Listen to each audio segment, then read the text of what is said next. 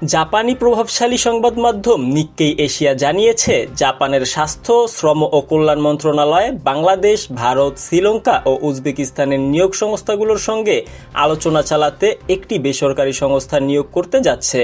সংস্থাটি জাপানের কর্মী নিয়োগের চাহিদা, প্রক্রিয়া এবং আইনগত বাধা বিষয়ক বিশ্লেষণ করবে।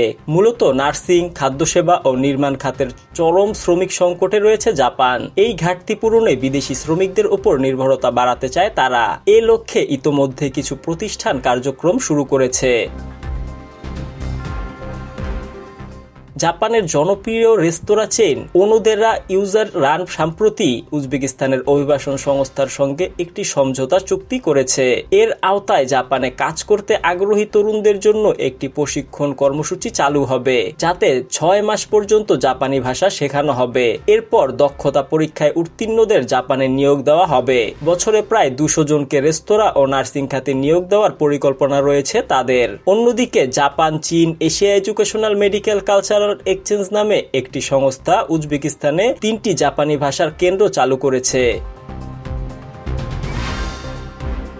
পাশাপাশি বাংলাদেশের চেইন রেস্তোরাঁ কোম্পানি ওতামি একটি প্রশিক্ষণ কেন্দ্র স্থাপনের কাজ শুরু করেছে, যেখান থেকে বছরে প্রায় 3000 শ্রমিক জাপানে পাঠানো হবে বলে আশা করা হচ্ছে। তবে এখন পর্যন্ত এসব দেশ থেকে জাপানে শ্রমিক পাঠানোর হার তুলনামূলক কম। জাপানে সরকারি পরিসংখ্যান অনুযায়ী 2024 সালের ডিসেম্বর পর্যন্ত টেকনিক্যাল ইন্টার্ন ও নির্দিষ্ট কর্মদক্ষতা সম্পন্ন শ্রমিক প্রোগ্রামে ভারতের 1427 জন, শ্রীলঙ্কার 4623 জন এবং উজবেকিস্তানের মাত্র 346 জন শ্রমিক নিবন্ধিত ছিলেন।